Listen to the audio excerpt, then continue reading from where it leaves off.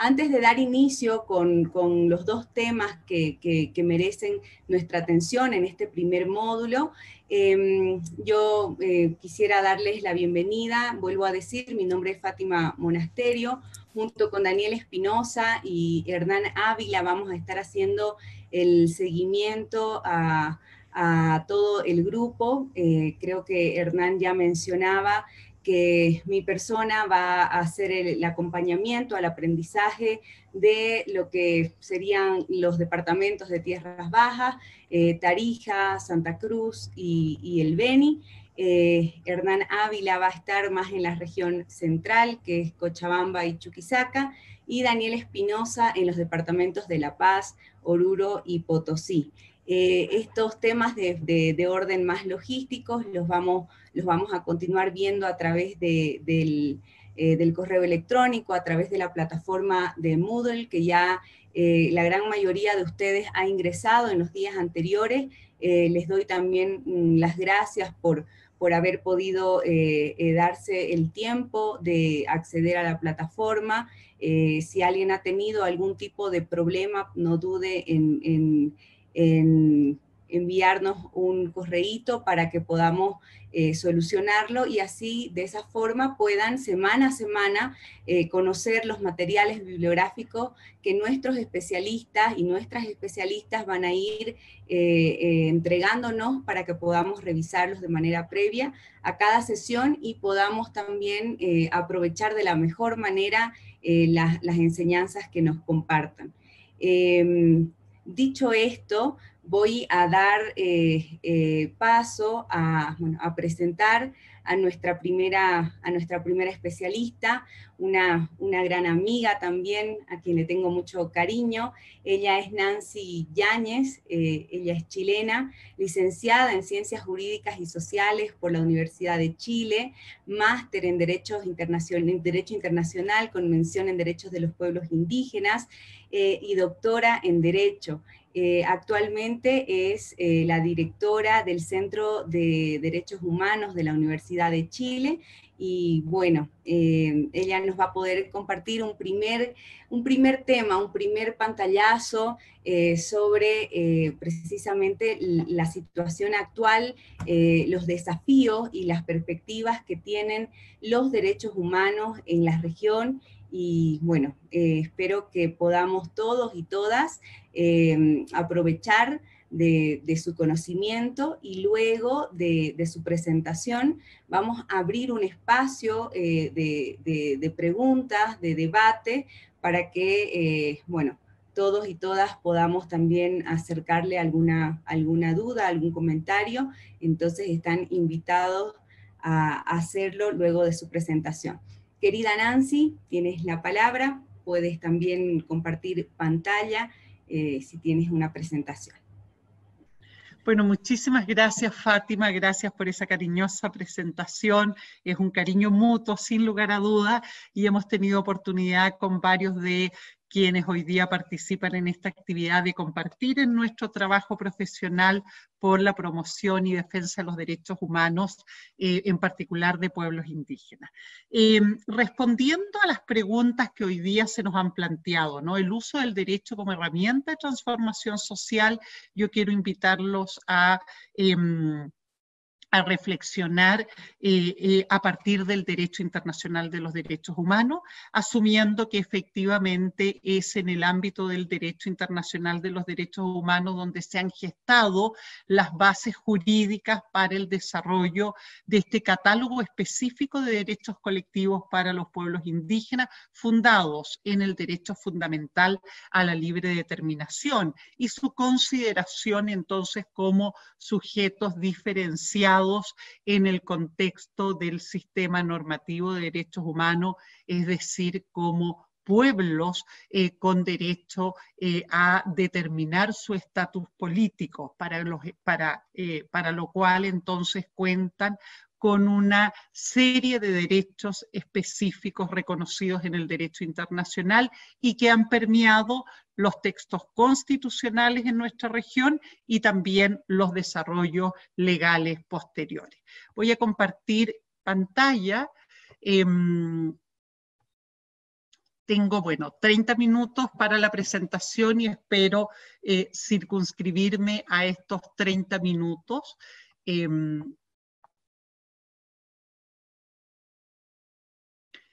Hablar de los derechos de pueblos indígenas desde el derecho internacional, sin lugar a duda, nos lleva al Convenio 169 de la Organización Internacional del Trabajo, que se encuentra adoptado en el año 1989, que es el primer instrumento especializado en materia de derechos de pueblos indígenas y cuyos estándares han sido objeto de desarrollo fundamentalmente a partir de la implementación de otros instrumentos de derechos humanos que ha sido realizado por fundamentalmente el Sistema Interamericano de Derechos Humanos. Entonces nos vamos a encontrar con que el Convenio 169 reconoce una serie de derechos que están estructurados fundamentalmente en el derecho de los pueblos a la participación y no en el derecho a la libre determinación, y por lo tanto las normas del Convenio 169 son más débiles, podría decir uno,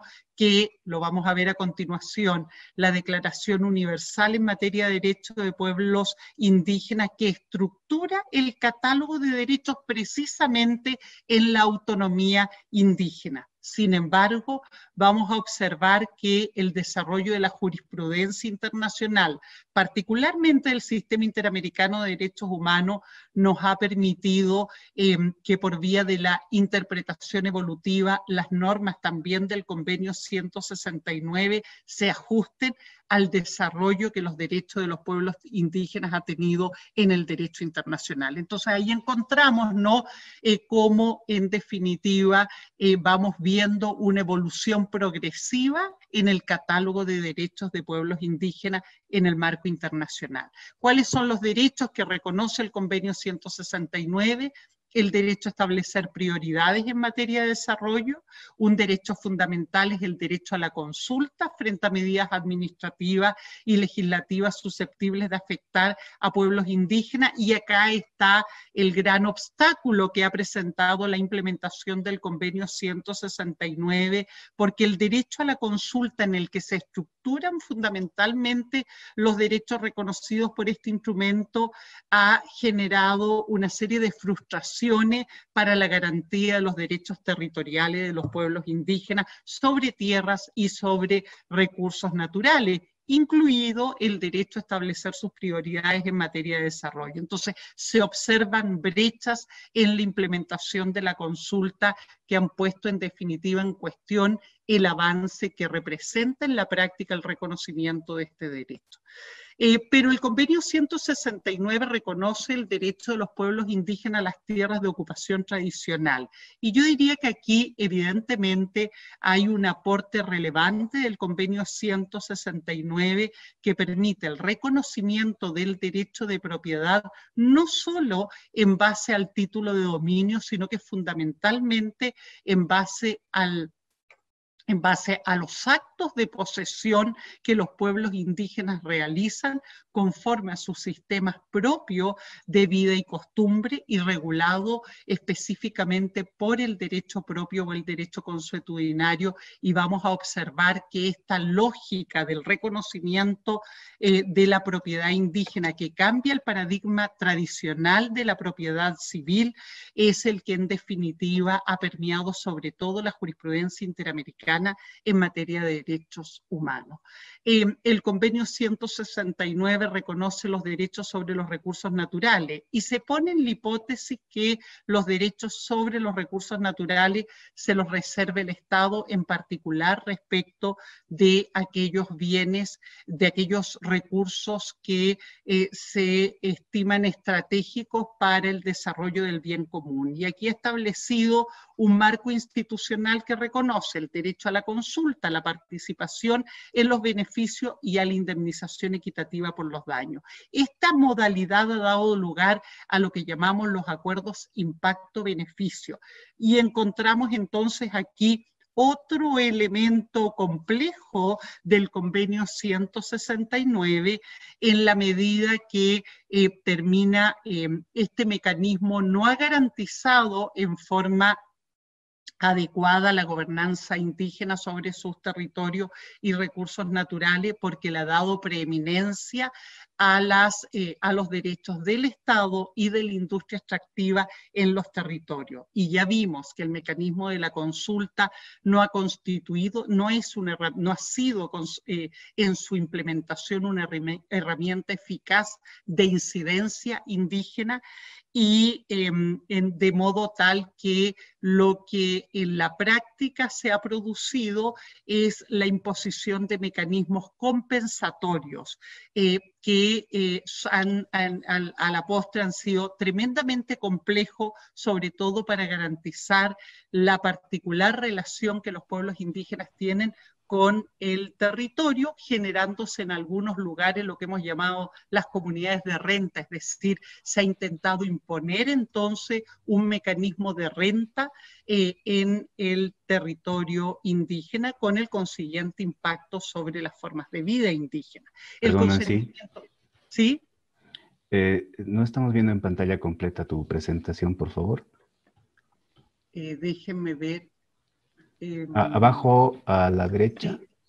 Sí. Exactamente. Sí.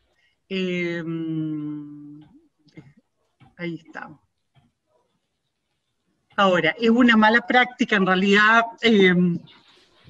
Ahí está. Ahí la tienen, ¿verdad? Gracias. A usted. El consentimiento previo, libre e informado, entonces, está reservado fundamentalmente para aquellos casos en que se pudiera generar el traslado o reasentamiento de comunidades indígenas.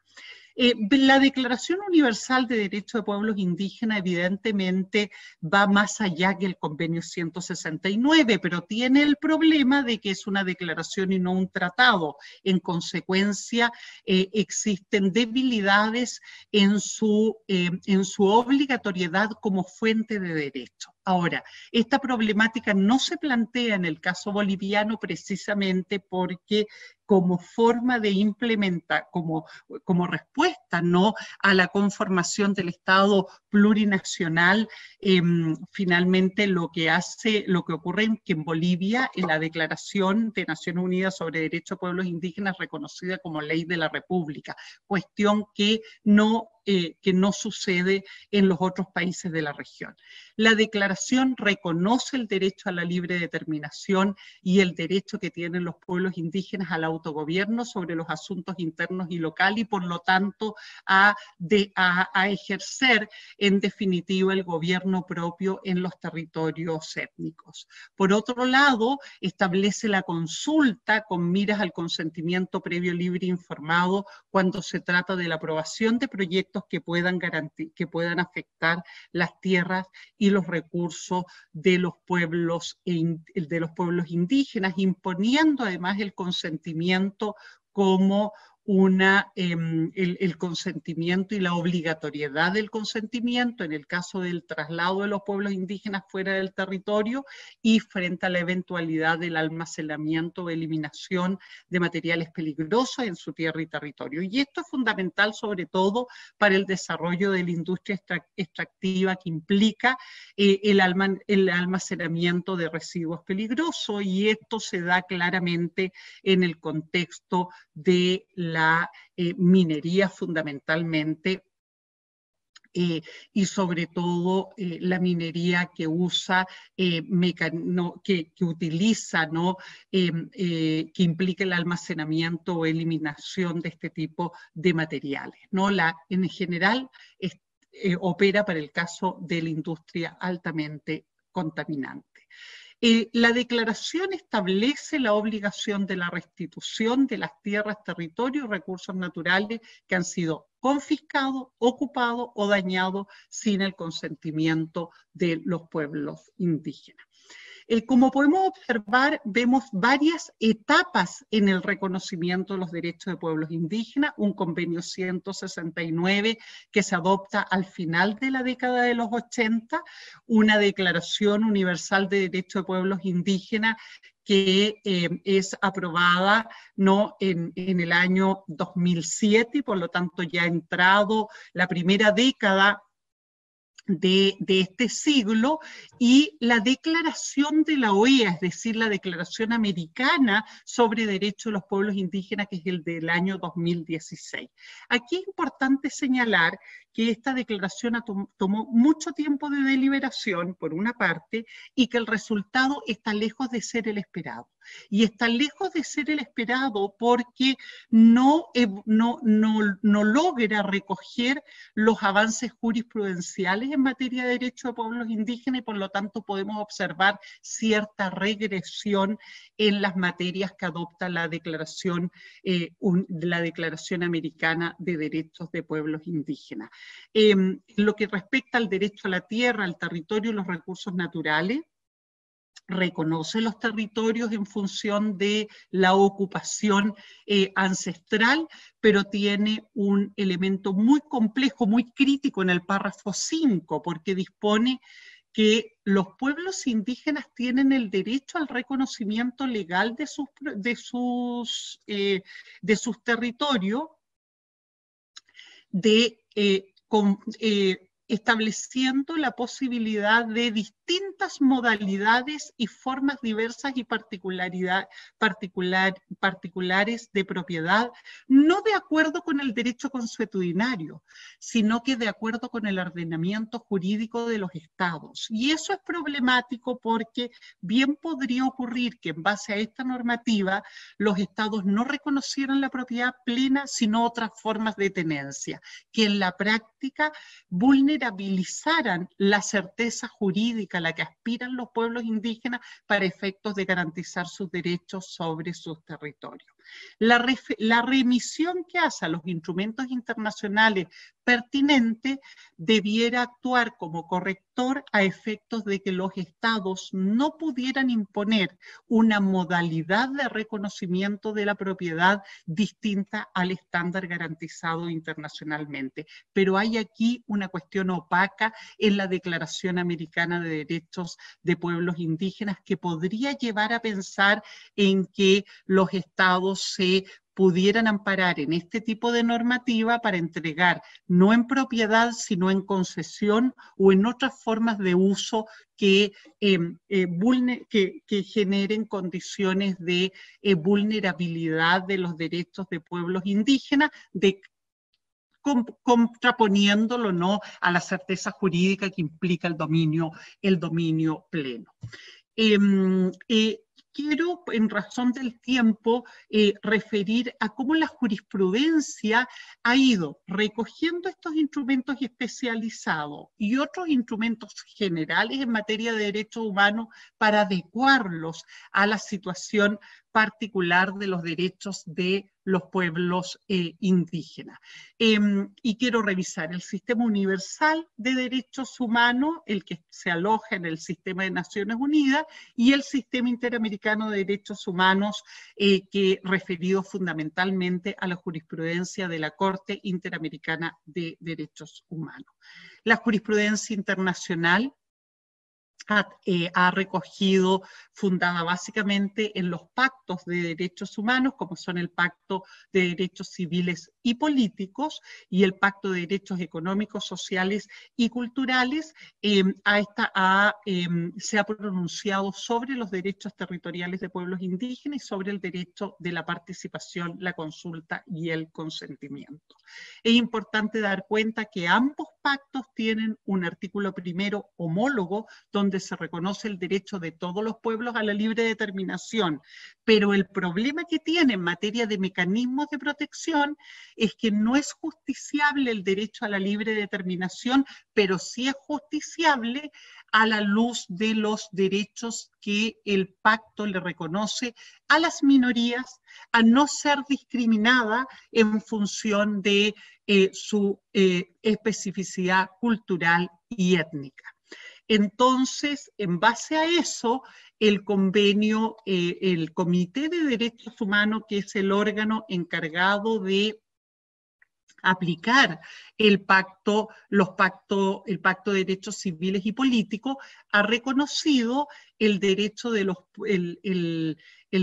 las comunidades indígenas a ser protegidas frente a las actividades económicas que el Estado pretende desarrollar en sus territorios, estimando que si se compromete la cultura indígena hay un acto de discriminación por razón étnica, y aplicando el artículo 27. El primer caso que quiero relevar es el caso Iván Kitok con Suecia, que es del año 1985. Hay otro caso que involucra al jefe Bernard Ominayak con la agrupación del lago Lubicón con Canadá, y aquí es interesante dar cuenta porque se ha establecido que las actividades económicas que se autorizan en los territorios indígenas no pueden comprometer el modo particular de vida de una comunidad.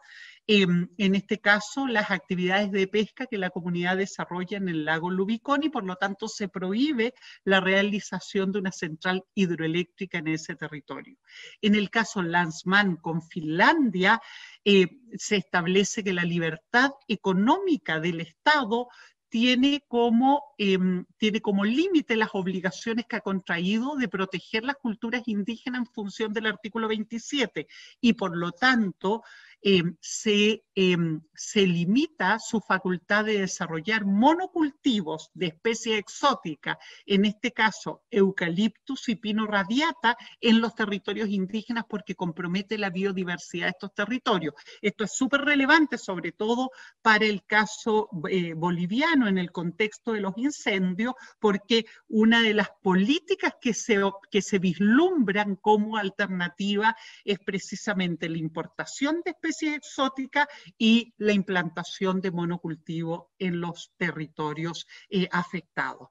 En el caso Apirana Mahuica con Nueva Zelanda, en este caso se estableció que las actividades económicas de las comunidades indígenas deben ser salvaguardadas a la luz del artículo 27.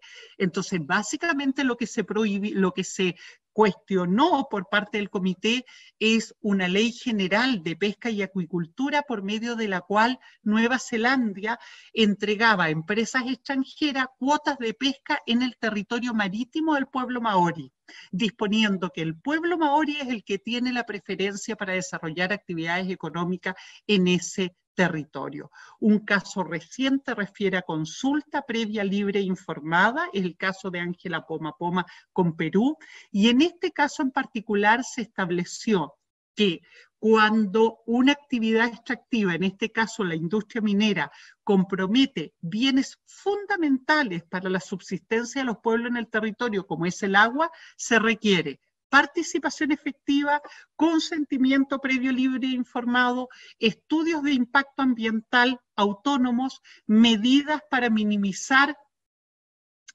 los impactos del proyecto en el territorio, y si éste compromete de manera sustantiva el modo de vida y la cultura, como cuando la hace inviable porque compromete los recursos hídricos, al punto de que es insostenible la vida indígena en el territorio, entonces la actividad es imposible, no se puede continuar con la actividad. Lo que tienen enfrente es, y le pido a Fátima que me alerte con los minutos que me van quedando, es la jurisprudencia del sistema interamericano en materia de derechos humanos.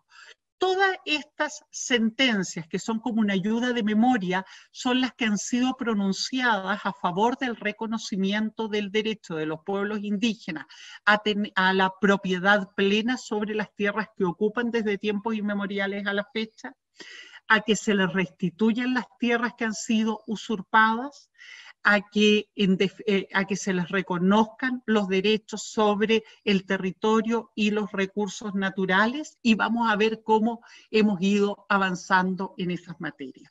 Aguastigni con Nicaragua es el fallo paradigmático en el reconocimiento de la propiedad colectiva sobre las tierras de ocupación tradicional. Y lo que es importante resaltar en ese punto es que, aplicando la Convención Americana de Derechos Humanos, la Corte Interamericana establece que el derecho de propiedad basado en el derecho consuetudinario merece la misma protección que el derecho de propiedad basado en el título de dominio otorgado por el Estado, y que el título que se funda en el derecho consuetudinario indígena tiene preeminencia ante la Convención porque es preexistente a la conformación del Estado. vamos a ver que en casos como Xingu con Brasil, la cuestión de la preexistencia al título de dominio ha sido fundamental para el reconocimiento y la preeminencia de la propiedad indígena respecto a la propiedad estatal e incluso la propiedad particular otorgada por el Estado en los territorios. El derecho de propiedad sobre los recursos naturales que se encuentran en las tierras ha sido reconocido en Yaquiaxa con Paraguay, Sahuayamaxa con Paraguay. Tratándose de planes de desarrollo y de inversión a gran escala, se ha recogido la misma jurisprudencia que Ángela Poma con Perú, de modo que se establece que si el proyecto es a gran escala, provocando un impacto mayor en los territorios, los estados tienen la obligación de obtener el consentimiento previo, libre e informado según las tradiciones y la costumbre indígena. Entonces no basta con la consulta, sino que además se requiere el consentimiento previo, libre e informado. Los pueblos indígenas tienen derecho a participar en forma razonable sobre los beneficios de la explotación de los recursos naturales, como una forma de indemnización que deriva de la explotación de recursos naturales que les pertenecen. Las consultas deben ser de buena fe, a través de procedimientos culturalmente adecuados, con el fin de llegar a acuerdos, en lo que se establece en el caso Sarayaku con Ecuador, y en todo caso fundado en estudios de impacto ambiental autónomos e independientes, donde se tome en cuenta la incidencia social, espiritual y cultural de las actividades previstas respecto de los pueblos indígenas. El mayor avance en el sistema interamericano de derechos humanos se ha dado recientemente en el caso de la Asociación de Comunidades Indígenas, la CAJONAT, con Argentina, que es de 6 de febrero de este año. Y aquí tenemos un elemento que es interesante porque, uno, se asienta la jurisprudencia en materia de derechos se asienta la jurisprudencia en materia de derechos de pueblos indígenas sobre las tierras y territorio, imponiendo la obligación del Estado de titular, demarcar y sanear. Eso significa que hay que liberar las tierras indígenas de los impactos de las intervenciones de terceros que puedan afectar el libre goce de los pueblos indígenas sobre sus derechos. Pero lo más interesante sobre este punto, establece que la titulación puede realizarse de acuerdo con las formas tradicionales de los pueblos indígenas, pero entiende que eso es una prerrogativa de los pueblos indígenas y no puede ser el resultado de una imposición del Estado por medio de la cual busca debilitar la modalidad de dominio de los pueblos indígenas. Pero por primera vez se reconoce el derecho de los pueblos indígenas, el derecho al medio ambiente sano, el derecho a la alimentación adecuada, el derecho al agua y el derecho a la identidad, y la interrelación de estos derechos con la identidad cultural. Es decir, se afecta la identidad cultural cuando no se garantiza a las comunidades indígenas el derecho a vivir en un medio ambiente sano, el derecho a acceder a los recursos a través de los cuales asegura la alimentación adecuada y el derecho al agua que permite la vida en el territorio. Por primera vez, la Corte entonces reconoce estos derechos como derechos autónomos a la luz del artículo 26 de la Convención, y haciendo un análisis sistemático de la Convención Americana de Derechos Humanos con la Carta de la Organización de Estados Americanos, donde todos nuestros países han asumido la obligación de alcanzar el desarrollo integral de sus pueblos, el que está establecido entonces en los artículos 30, 31, 33 y 34 de la Carta de la OEA.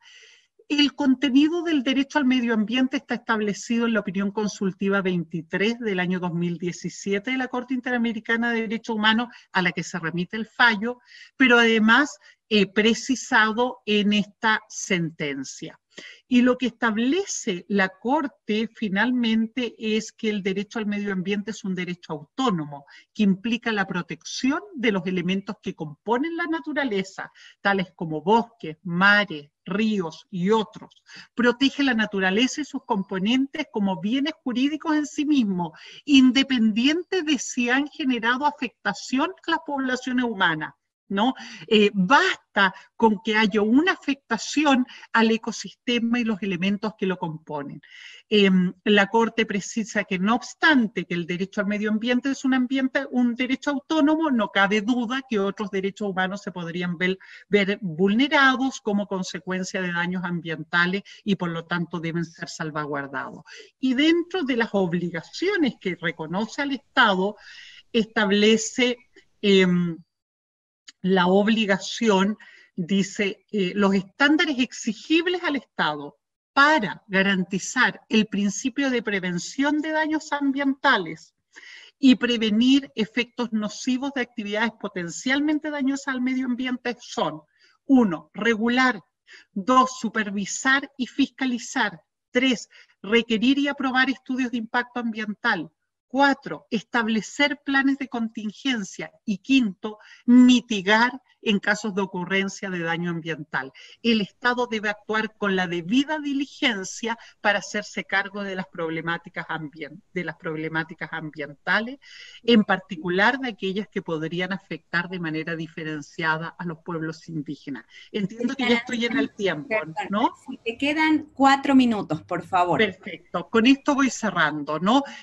Reconoce el derecho a la alimentación, específicamente el derecho a disponer de alimentos adecuados en consonancia con las prácticas culturales de los pueblos indígenas y se remite a la observación general número 12 del Comité de Derechos Económicos, Sociales y Culturales.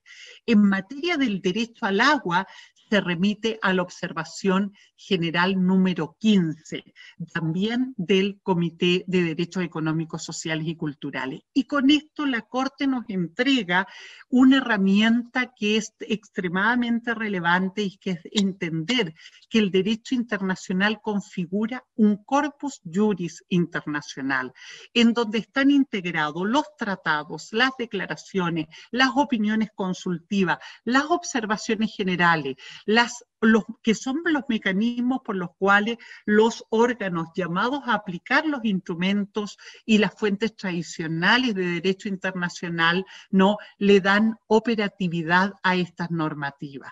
Entonces, la Corte razona considerando el corpus juris internacional, y esto es un desafío para los estados y es un desafío para las constituciones y para los órganos judiciales en nuestros países, ¿no? Pensar en que el derecho internacional y el derecho nacional son complementarios y que cuando nos remitimos al derecho internacional debemos considerarlo como un corpus juris que se incorpora al bloque de constitucionalidad para fortalecer precisamente el bloque de derechos fundamentales de nuestras respectivas cartas constitucionales a efectos de salvaguardar aquello que es la base de la democracia, ¿no? Los derechos que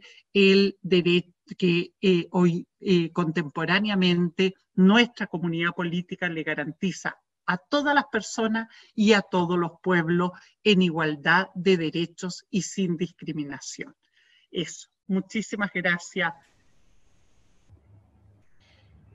Muchísimas gracias a vos, Nancy, por esa presentación. Bueno, compañeros, compañeras, hemos escuchado a Nancy Yáñez. Ella es especialista en derechos humanos, especialmente en derechos de los pueblos indígenas. Nos ha hecho un pantallazo del reconocimiento progresivo de los derechos de los pueblos indígenas, y bueno, está abierto el espacio para que podamos hacerle algunas consultas para cualquier comentario.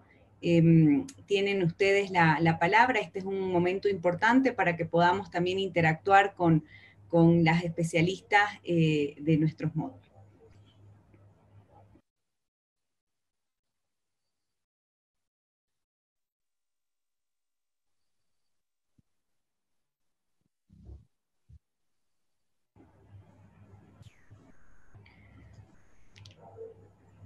No hay preguntas, anímense. Bueno, lo primero, la presentación, como suelo hacer yo las presentaciones, me dan 30 minutos y yo preparo una diapositivas para 1 hora. Entonces, pero creo que tienen la particularidad que les van a quedar como documento de trabajo.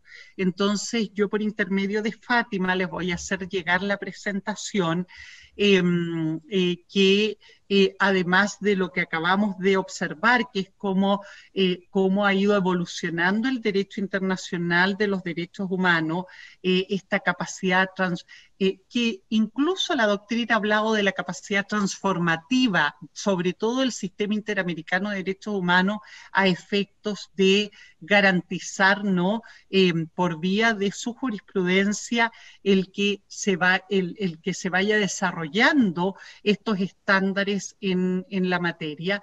Es evidente que enfrentamos obstáculos cuando contrastamos los derechos de los pueblos indígenas con el modelo extractivista en nuestros territorios, y ahí la situación es igual, tanto en sociedades con economías capitalistas como en estados que adscriben a otro modelo político, pero que en la práctica mantienen lógicas extractivistas en los territorios. Entonces, ahí tenemos, ¿no?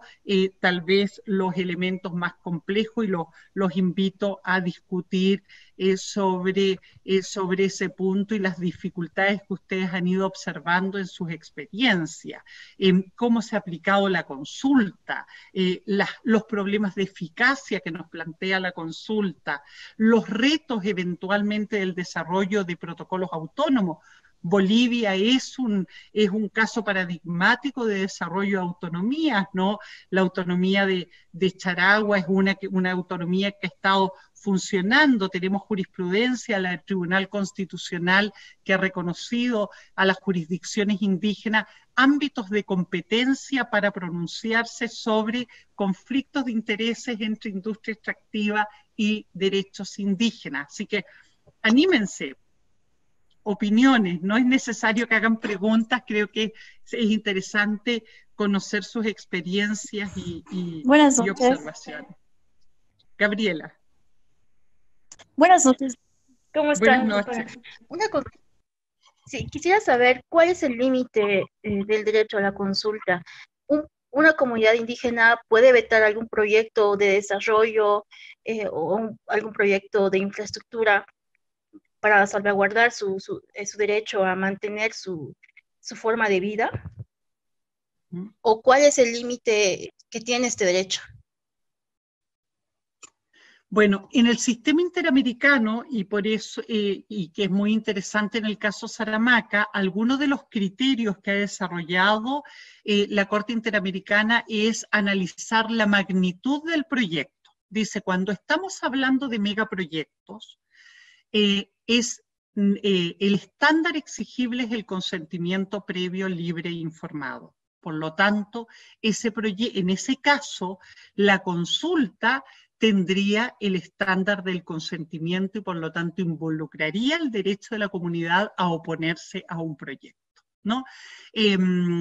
Ahora, cuando la Corte Interamericana ha determinado la magnitud del proyecto, está en directa relación con el impacto que puede generar en los territorios indígenas.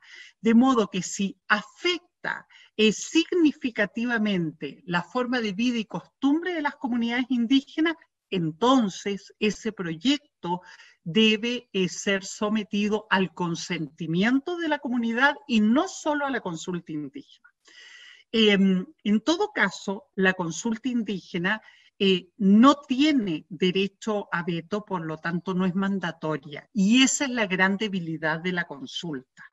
De cualquier manera, aunque no sea mandatoria, el Estado, esto no es una facultad discrecional del Estado. El Estado tiene la obligación de desarrollar una consulta conforme a determinados estándares de buena fe, de modo de garantizar que efectivamente sea no solamente informativa, sino deliberativa, de modo que garantice la incidencia de los pueblos indígenas en la toma de decisiones, de modo tal que si el Estado no considera en su deliberación la voluntad indígena, debe argumentar las razones por las cuales no ha considerado la consulta indígena y ha optado por aprobar el proyecto en razón de intereses superiores que deben necesariamente justificar. Pero de cualquier manera, mientras mantengamos una consulta no mandatoria, la consulta va a ser un instrumento débil para la garantía de los derechos de los pueblos indígenas. Pero la consulta, al ser una garantía débil, no puede ser una herramienta que permita vulnerar otros derechos. El Estado siempre debe salvaguardar el derecho al territorio, el derecho al medio ambiente, el derecho al agua, de modo que por eso es que hoy día, en algún minuto, y ahora a través de los mecanismos de protección, ¿no? Si la consulta no es una herramienta vinculante y por tanto es un instrumento débil para la salvaguarda, de cuál es el derecho que salvaguarda, ¿no? Es el derecho por medio del cual los pueblos indígenas pueden incidir en la decisión respecto de un proyecto de desarrollo, pero no debiera comprometer de modo alguno los derechos que los pueblos indígenas tienen a la integridad de su territorio, a la integridad de su hábitat, al derecho al agua, a la alimentación adecuada, al medio ambiente. Y por eso es que en el ámbito de la justiciabilidad, la recomendación es hoy día priorizar el ejercicio de los derechos de los derechos territoriales que están reconocidos en los instrumentos internacionales y que están reconocidos en la legislación nacional como derechos irrenunciables y que no pueden ser limitados por la consulta. Ya, gracias, doctora. Una pregunta más. Con relación, como usted conoce muy bien la jurisprudencia de la Corte Interamericana, especialmente con respecto a la materia de pueblos indígenas, me preguntaba si ha existido hasta el momento algún caso en que alguna comunidad haya demandado que un Estado ha actuado de mala fe, porque ocurre que muchas veces los Estados, cuando quieren realizar proyectos o de explotación o de cualquier otra índole, generalmente minimizan los impactos que podrían causar esos proyectos a una determinada comunidad. Entonces las comunidades aceptan esos términos porque, bueno, supuestamente, digamos, de alguna forma se maquillan, ¿no? Los impactos que puedan ocasionar y más adelante se ve el impacto real. Entonces me pregunto si ha pasado que alguna comunidad haya demandado a un Estado por haber actuado de mala fe. Así es, eso fue el caso, en el caso Sarayaku con Ecuador, uno de los puntos en discusión fue que el Estado habría actuado de mala fe. Y habría actuado de mala fe y la Corte así lo determinó, además. La Corte determinó que hay mala fe cuando se realizan acciones destinadas a alterar la cohesión o a impactar en la cohesión interna de las comunidades, como por ejemplo cuando en definitiva no se consulta las instancias representativas de los pueblos indígenas o en definitiva se busca debilitar a la instancia representativa levantando instancias paralelas capturadas por el Estado o por las empresas. Entonces, la buena fe exige que el diálogo que exige la consulta se realice con las instancias representativas y evitando de cualquier forma socavar la cohesión interna de las comunidades. Y hay un pronunciamiento expreso sobre la mala fe. Vamos a continuar con las preguntas. Muchísimas gracias, Nancy. Tenemos también, por favor, a continuación a Joel y a nuestros amigos de SIAC Tarija, y también Fátima nos va a estar haciendo las preguntas que están en el chat. Adelante, Joel, por favor, puede activar su micrófono. Tengo una consulta en torno al tema de estos casos. Si es que se han emitido fallos a favor, ¿cómo ha sido el proceso de restauración de derechos para estas comunidades, ¿no? y bueno, me llama también poderosamente la atención, por ejemplo, la actitud de los estados, ¿no? En este sentido, ¿no? Porque, bueno, el daño ya está hecho y asumen la responsabilidad bajo un esquema de desarrollo, bajo un esquema de una necesidad de explorar el territorio para la obtención de riquezas y para el bien superior, etcétera. Pero no se visibiliza el daño. Por ejemplo, aquí en Tarija hay un daño ambiental con el tema de la explotación de los hidrocarburos, en donde muchas comunidades indígenas son afectadas, ¿no? Y si bien, o sea, se demanda ese tipo de situaciones por el tema de los pasivos ambientales, no existe una restitución tangible, ¿no? En muchos de estos grupos, pueblos indígenas, pues tienen que optar a políticas migratorias que ni siquiera les asegura un bienestar a futuro.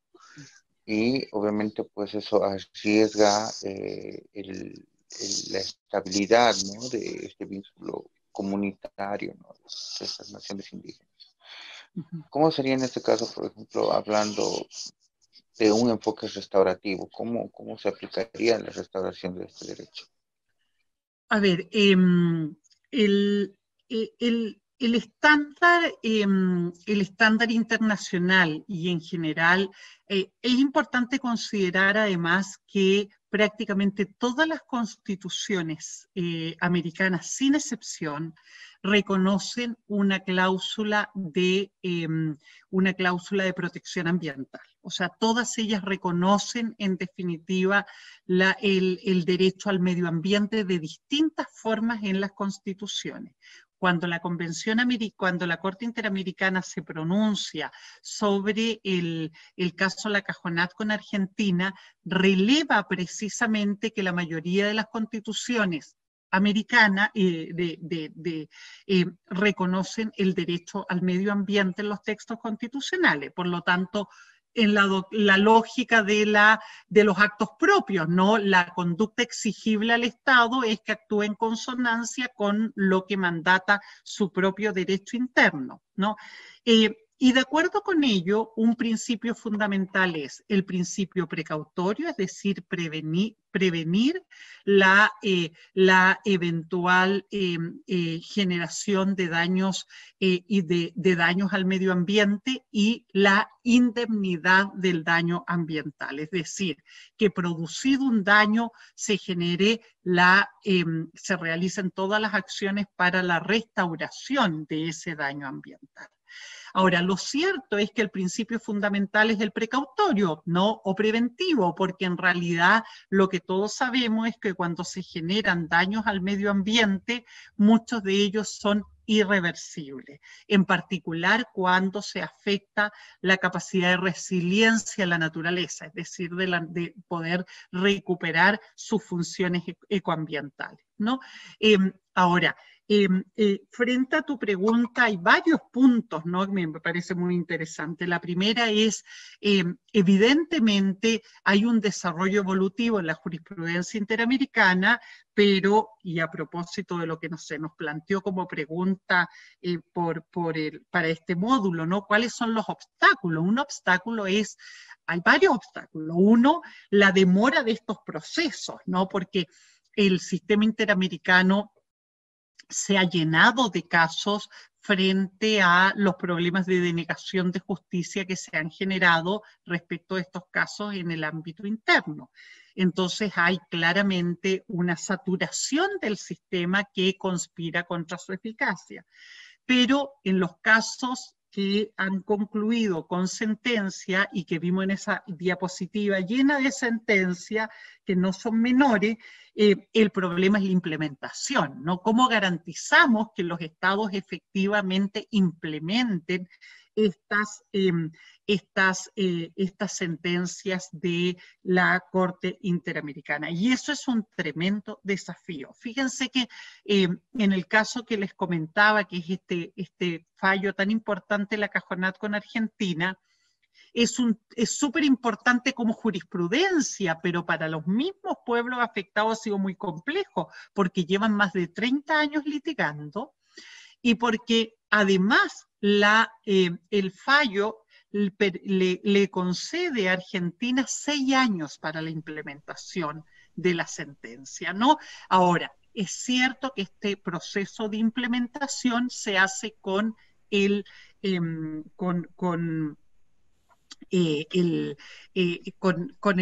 fiscalización, con la fiscalización de la Corte Interamericana de Derechos Humanos, ¿no?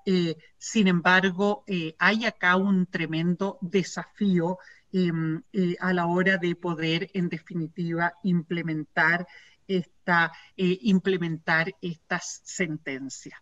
De cualquier manera, por eso es que el derecho internacional tiene que ser, y nuestro desafío es traer el derecho internacional al ámbito interno. Y en el caso de Bolivia, en particular, es tremendamente motivador y desafiante porque el marco jurídico es muy robusto. Entonces, cuando uno escucha los testimonios, lo que se observa es que aquí hay una clara brecha de implementación.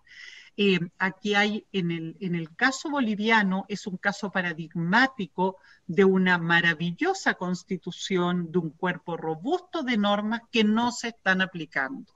Y no se están aplicando porque finalmente el Estado y sus agencias han priorizado el desarrollo de la industria extractiva en los territorios, ¿no? Y de la industria extractiva, entendiendo por la agroindustria, la industria minera, hidrocarburos, etcétera, etcétera, ¿no? Entonces, evidentemente aquí hay una vulneración de la norma interna y una norma interna en donde las dificultades que se da en otros territorios en términos jurídicos no debiera existir, porque la Constitución provee de un marco muy robusto, ¿no? En consecuencia, en términos jurídicos, aquí están todos los elementos para que el Estado dé cumplimiento a las obligaciones de plena restauración ambiental cuando se dañan los territorios, y por supuesto que de ninguna manera puede tolerarse el desplazamiento de la población. Recuerden que en el artículo 16 del convenio 169, de igual modo que en la Declaración Americana, está absolutamente prohibido, si no es con el consentimiento de...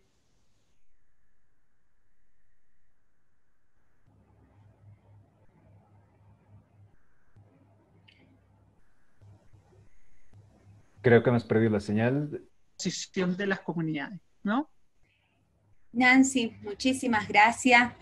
Hay varias preguntas en el chat, sin embargo tenemos que ir cerrando. Hay una en específico que me gustaría que en un minutito pudieras contestarle, Anthony Parra, que pregunta si la consulta previa omitida por un Estado podría ser subsanada por una consulta posterior. Con eso te pediría que pudiéramos cerrar este primer tema para dar paso a Inés Posadela. O sea, no cabe ninguna duda que hay una infracción y que hay una vulneración. El derecho a la consulta es previo, por lo tanto tiene que ser previo a la intervención, pero además durante todo el proceso. Y por lo tanto la consulta no se agota en una sola instancia.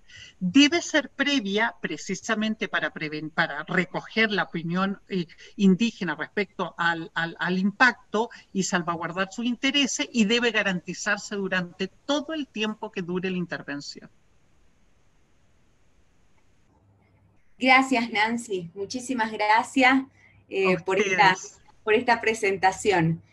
Bueno, entonces ahora, antes de dar paso a el especialista Inés Posadela, vamos a ver un videíto que hemos preparado para este primer módulo. Por favor, Roberto. ¿Te indigna la injusticia? Miles de personas la sufren cada día, pero no todos la sienten propia. Que los derechos sean respetados y protegidos es una obligación del Estado, pero nadie puede ser indiferente ante la discriminación, dominación y desigualdad. tu voz, nuestra voz, se deben escuchar. Defender los derechos abre la posibilidad de asociarnos, reunirnos y expresarnos en plena libertad, generando adhesión de toda la sociedad a causas justas. Ningún ataque, amenaza o riesgo de vida puede silenciar las luchas, ni negar a los defensores y defensoras la posibilidad de actuar bajo la protección del Estado.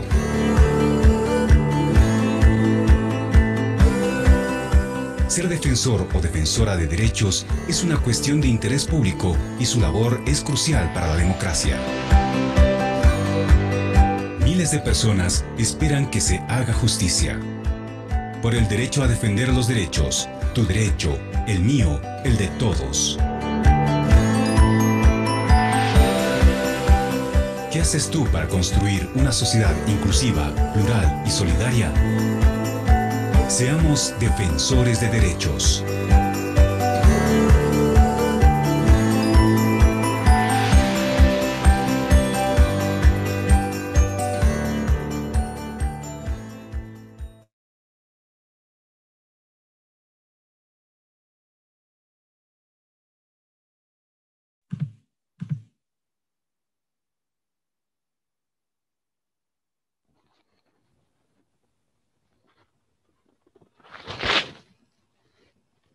Podemos continuar, por favor. Fátima, ya estamos de regreso.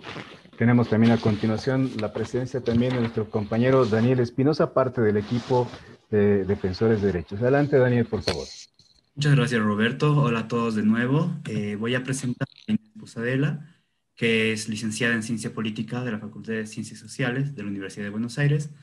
Tiene una maestría en Sociología Económica del Instituto de Altos Estudios Sociales de la Universidad Nacional de San Martín.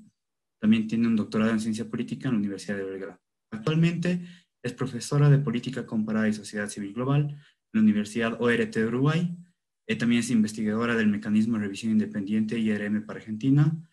Y también es especialista en investigación senior de Civicus, que es la Alianza Mundial para la Participación de la Ciudadanía. Por favor, Inés, adelante. Muchísimas gracias, Daniel. Como lo acabas de decir, yo soy acá un poco un sapo de otro pozo, porque debo ser la única persona de esta llamada que no es abogada, así que, pero bueno, de todas maneras voy a presentar, bueno, antes que nada me voy a disculpar por adelantado porque me identifiqué mucho con Nancy, que dijo que había preparado una presentación mucho más larga. Bueno, yo también voy a presentar lo que pueda presentar en 30 minutos, pero en mi descargo les voy a contar que en realidad esta presentación es un extracto de un curso, bueno, mucho más largo, que nosotros damos desde Civicus sobre la base de una guía de incidencia para personas defensoras que yo les quiero dejar a ustedes para que tengan el material de consulta, solo que la están diagramando en este momento y se va a publicar dentro de una semana o dos, y yo en cuanto esté lista se las voy a mandar para que la tengan. La guía de incidencia digamos, cubre los mecanismos para la defensa del espacio cívico, tanto en el Sistema Universal de Derechos Humanos como en el Sistema Interamericano.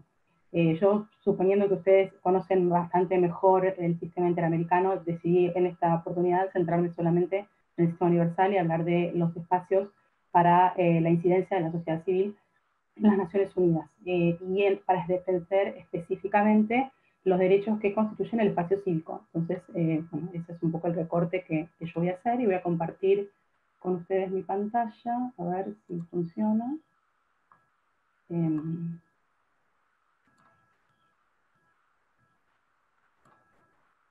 Me dicen si lo están viendo.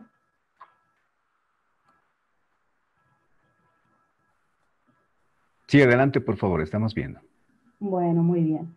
Entonces, como les decía, en lo que me voy a centrar es en los mecanismos para la defensa de las libertades que constituyen el espacio cívico. Entonces, bueno, ¿qué es el espacio cívico o la esfera de acción de la sociedad civil? Es este espacio estructurado por las libertades de asociación, de expresión y de reunión pacífica. Son tres libertades que están consagradas en el Pacto Internacional de Derechos Civiles y Políticos, y que, según esta pieza de derecho internacional, solamente pueden estar sujetos a restricciones previstas por ley que sean necesarias en una sociedad democrática y en interés de la seguridad nacional, de la seguridad pública, del orden público, para proteger la salud, la moral pública, los derechos y libertades de otros, etc. Obviamente todo eso está sujeto a interpretación y todo el tiempo como sociedad civil estamos enfrentando restricciones que consideramos indebidas y que, a estas libertades y que denunciamos en el Sistema Universal de Derechos Humanos.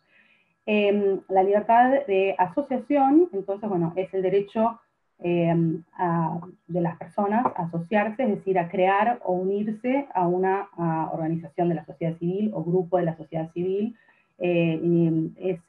Digamos, es un vehículo para el ejercicio de todos los demás derechos y es un pilar del sistema democrático porque habilita, bueno, la tolerancia, el pluralismo, ¿no? El diálogo.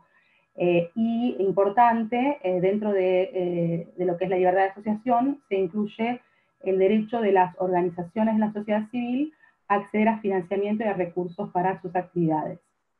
Es importante que el ejercicio de la libertad de asociación por parte de una organización, asociación o grupo, digamos, no requiere de formalización, no requiere de inscripción, registro o habilitación legal, es decir, incluye a organizaciones más o menos inorgánicas, incluso organizaciones que tienen existencia virtual, ¿no? Formadas en las redes sociales, en internet.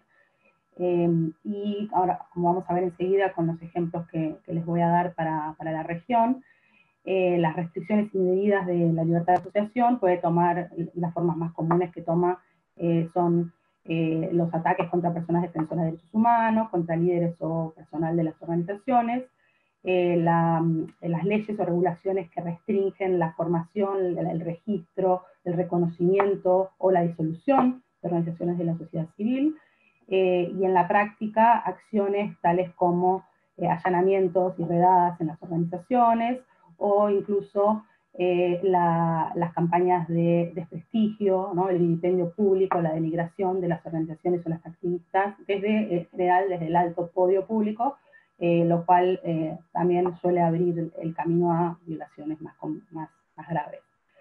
En la libertad de expresión,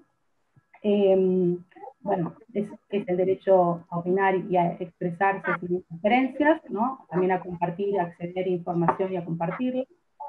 Y de nuevo es clave para el buen gobierno porque permite que la sociedad civil participe en forma informada en la toma de decisiones. Y bueno, como ya saben ustedes muy bien, las restricciones indebidas más frecuentes de la libertad de expresión pasan por la censura, la criminalización del discurso, las leyes restrictivas de los medios de comunicación, la denegación de solicitudes de acceso a la información, y bueno, los ataques contra personas periodistas, y no solamente profesionales, sino personas que hacen uso de la libertad de expresión, por ejemplo en las redes sociales, los blogueros, etc.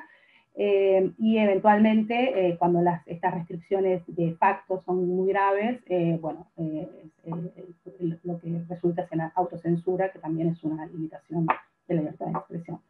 Y por último tenemos la libertad de reunión pacífica, que es el derecho a protestar, a organizar y participar en movilizaciones en el espacio público, sin sufrir interferencias que pongan en riesgo la seguridad o la integridad de los participantes, ¿no?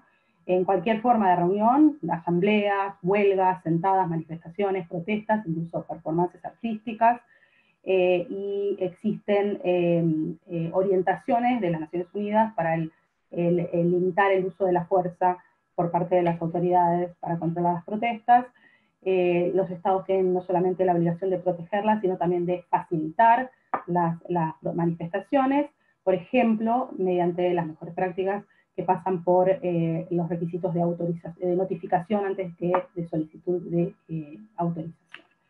Y por supuesto, las restricciones más comunes de la libertad de reunión pacífica pasan por el uso excesivo o ilegal de la fuerza por parte de la policía o las fuerzas de seguridad, por la denegación de permisos para realizar manifestaciones, y también por la inacción estatal frente a manifestaciones violentas de otros grupos que no estatales, ¿no? Bueno, es importante señalar que el espacio cívico, y cada vez más existen formulaciones del espacio cívico reconocidas a nivel de las Naciones Unidas, no es solamente un espacio físico, no es solo la calle, no es el espacio público tradicional, sino también es un territorio virtual, digamos, donde las personas ejercen estas tres libertades.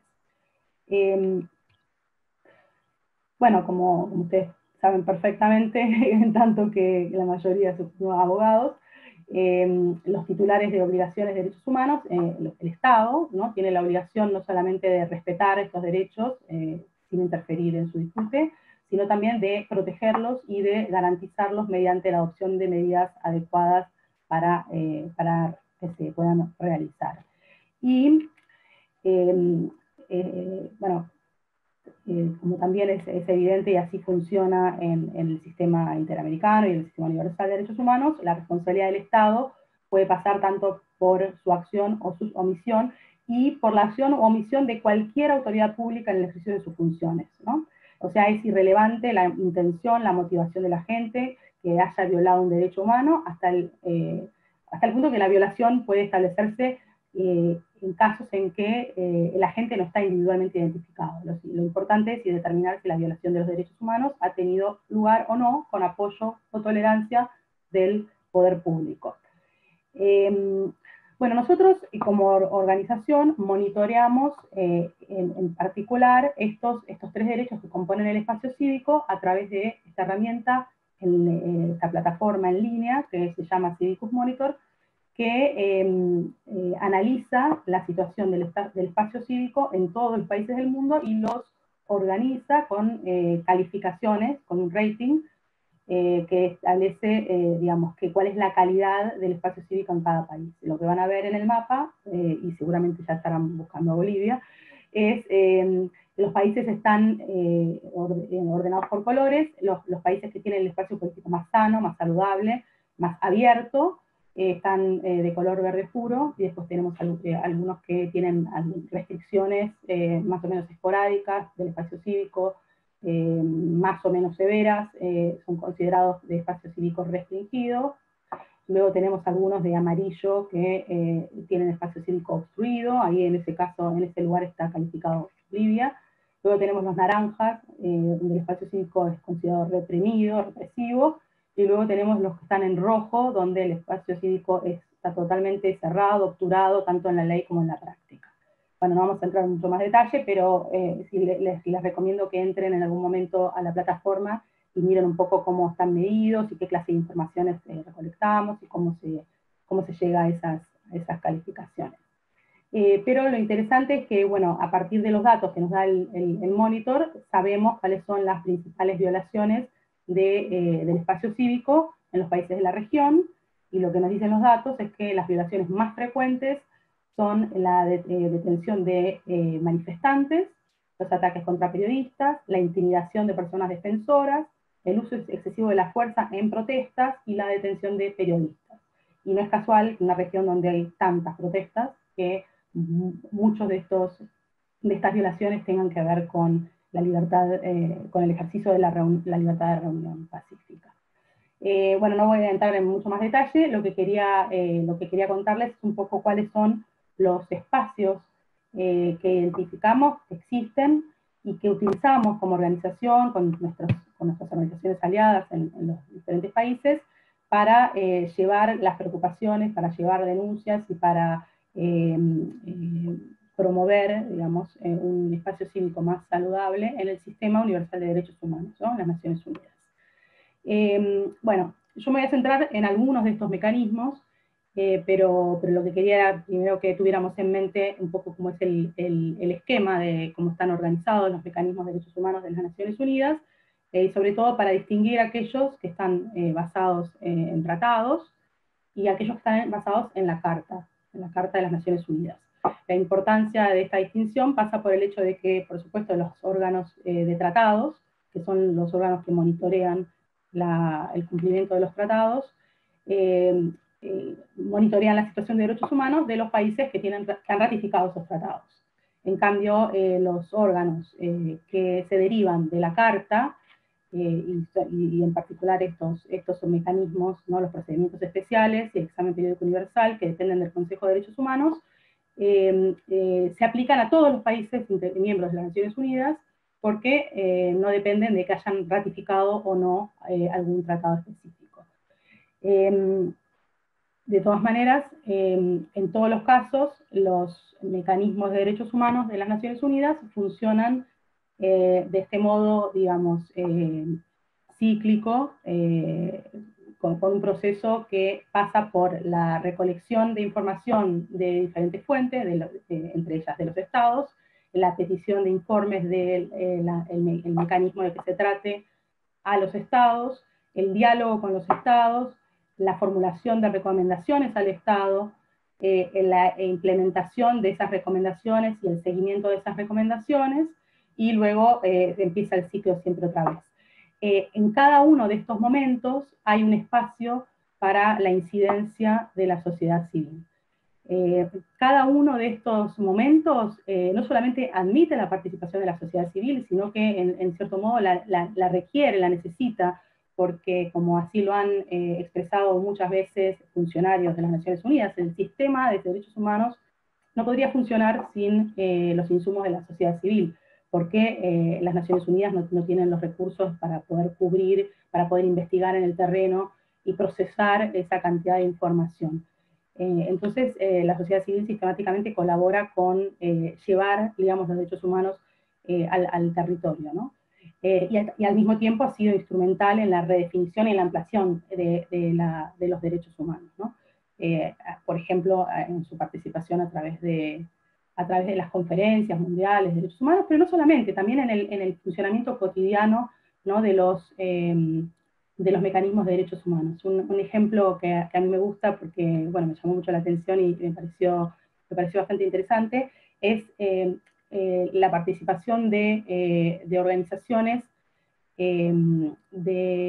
LGBT en el Comité contra la Tortura, uno de estos órganos basados en tratados, donde además de las típicas denuncias, ¿no? de torturas, según la definición clásica de lo que son las torturas, entonces tiene que ver con el uso de la fuerza contra los detenidos, etc. Organizaciones LGBT llevaron a su estado, denunciaron el uso de prácticas que son conceptualizadas como tortura, en referencia a las terapias de conversión, ¿no? O sea, cómo se redefinen los derechos a partir de ese trabajo que hace la sociedad civil con los tratados de derechos humanos y con los órganos que monitorean la implementación de los tratados.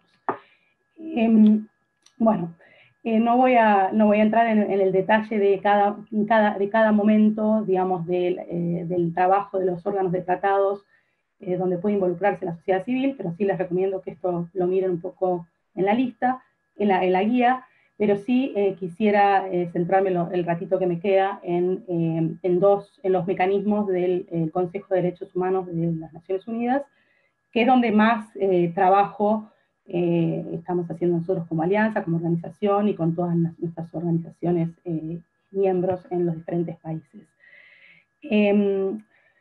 Bueno, ¿qué es el Consejo de Derechos Humanos? Es, primero que nada, como es las Naciones Unidas, es un órgano intergubernamental, ¿no? Esto es importante porque marca mucho la dinámica y determina cuáles son los espacios que puede ocupar la sociedad civil.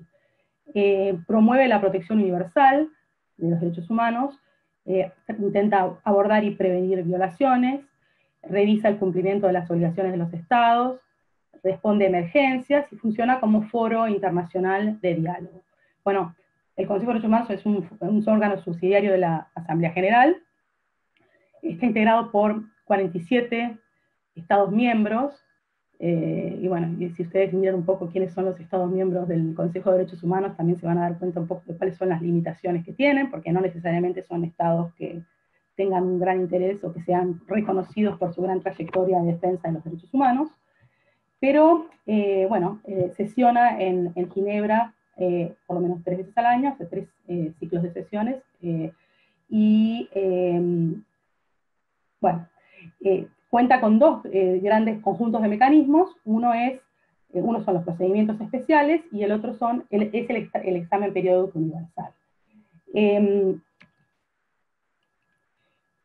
Primero que nada, para tener en cuenta cómo se puede participar en tanto que sociedad civil en todos estos mecanismos del Consejo de Derechos Humanos, hay que tener en cuenta que las organizaciones necesitan tener estatus consultivo ante el Consejo Económico y Social, ¿no? Entonces, para las organizaciones, solamente las ONGs acreditadas como observadoras con estatus consultivo pueden cumplir todos los roles destinados a la sociedad civil en el marco del Consejo de Derechos Humanos. Luego, otras organizaciones aliadas con estas organizaciones que tengan estatus consultivo también pueden tomar todos estos roles. Respecto de los mecanismos, tenemos, como les decía, los procedimientos especiales, que fueron establecidos por el Consejo de Derechos Humanos para monitorear situaciones concretas de violaciones de derechos humanos, y ahí se diferencian los mandatos temáticos y los mandatos de país. Ahora vamos a ver cuáles son cada uno de ellos. Por el otro lado tenemos el examen periódico universal, que justamente tiene esa particularidad, que es que examina periódicamente la situación de derechos humanos de todos, por eso es universal, todos los Estados miembros de las Naciones Unidas. Y eso es una enorme novedad, es un mecanismo bastante reciente.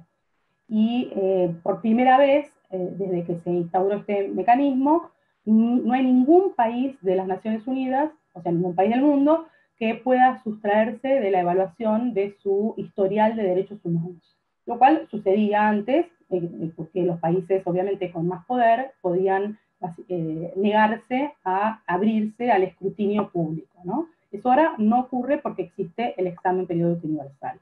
Respecto de los procedimientos especiales, bueno, actualmente existen 57 procedimientos especiales, 43 de ellos son mandatos temáticos y cubren un amplísimo espectro de derechos humanos. Hay expertos, personas expertas que trabajan agua y saneamiento, vivienda, violencia contra las mujeres, esclavitud, hasta, bueno, los que más nos interesan a nosotros por el trabajo que hacemos, los relatores especiales de la libertad de expresión y opinión, por un lado, y el relator especial para la libertad de reunión pacífica y de asociación, por el otro, con los cuales nosotros interactuamos permanentemente, porque los relatores especiales hacen consultas con sociedad civil, hacen visitas a los países, hacen informes, hacen conferencias de prensa, hacen eventos, y diferentes espacios en los cuales interactúan con la sociedad civil.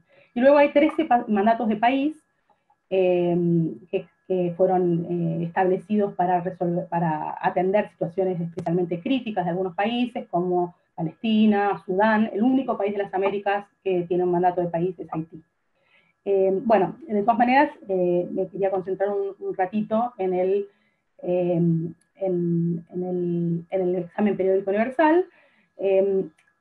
Más allá de lo que hacen los procedimientos especiales, que ustedes, que la sociedad civil, con los cuales la sociedad civil interactúa en cada uno de los momentos o de las etapas de su trabajo, ya sea cuando los procedimientos especiales visitan un país, ¿no? En el antes, en el durante y en el después, porque la sociedad civil puede promover la visita de un procedimiento especial, puede hacer incidencia con el Estado para que invite o acepte una visita de un relator, puede reunirse para hacer denuncias, para presentarle casos, para llevarle a su atención una situación en particular mientras visitan el país, puede participar en la diseminación de los hallazgos y los informes después de que se fue el relator del país, puede participar en las consultas que hacen, consultas muy amplias que hacen los relatores para hacer sus informes temáticos, pueden llevar denuncias y casos, en fin. La sociedad civil puede participar en cada uno de los momentos del trabajo de los procedimientos especiales. Ahora bien, respecto del examen periódico universal, como les decía, es un mecanismo muy reciente, creado en el año 2016, que funciona en forma cíclica, ¿no? y atiende un conjunto hace sesiones de país, examinando la situación de derechos humanos de cada país por separado, en grupos, digamos, en cada sesión se analiza la situación de unos pocos países, al cabo de 4 años y medio resulta que todos los países de Naciones Unidas han sido examinados y empieza nuevamente el ciclo. Eso significa que cada país es examinado cada 4 años y medio, ¿no? Y es una evaluación... Estimada Inés, ¿sí? te quedan 5 minutos. Perfecto. Y bueno, si tal vez al final de la exposición podrías decirnos un poquito cómo anda la situación del espacio cívico en Latinoamérica en general. Por favor. Bueno, ok. Listo. Entonces, les termino de comentar sobre el examen periódico universal, que en realidad es lo que más me interesa, a lo que más me interesaba llegar, digamos, el tipo de informes y el tipo de trabajo de incidencia que hace la sociedad civil en torno de todo el proceso del examen periódico universal. ¿Por qué? Porque es un proceso que dura 4 años y medio y en el cual se espera que la sociedad civil de cada país esté involucrada a lo largo de esos 4 años y medio. ¿Cómo? Primero, digamos, una vez que ya tuvo lugar la evaluación y durante todo el periodo, monitoreando que se implementen las recomendaciones, ¿no? Antes de que tenga lugar la evaluación de cada país, la sociedad civil participa primero en las consultas con el Estado, cuando el Estado elabora su propio informe que tiene que enviar a las Naciones Unidas. Luego, formando alianzas de sociedad civil para hacer informes temáticos cubriendo a uno o varios derechos y su situación en el país en los últimos 4 años y medio para enviar a Naciones Unidas sus informes, ¿no? La sociedad civil hace decenas o centenares de informes sombra que van a las Naciones Unidas. Las Naciones Unidas, con varios meses de anticipación, recopila los principales puntos de esos informes, hace un informe compilado que entrega a los países que van a participar en ese examen de pares para que los representantes de los demás países que van a examinar al país evaluado puedan hacerle recomendaciones de cómo mejorar la situación de derechos humanos. ¿Qué hace la sociedad civil? La sociedad civil hace incidencia con los embajadores de los países que van a examinar al país con el objetivo de que hagan buenas recomendaciones al Estado. Lo que trata la sociedad civil es decirle a los embajadores de los demás países qué tipo de recomendaciones le tienen que hacer a nuestro Estado para que mejore la situación de derechos humanos.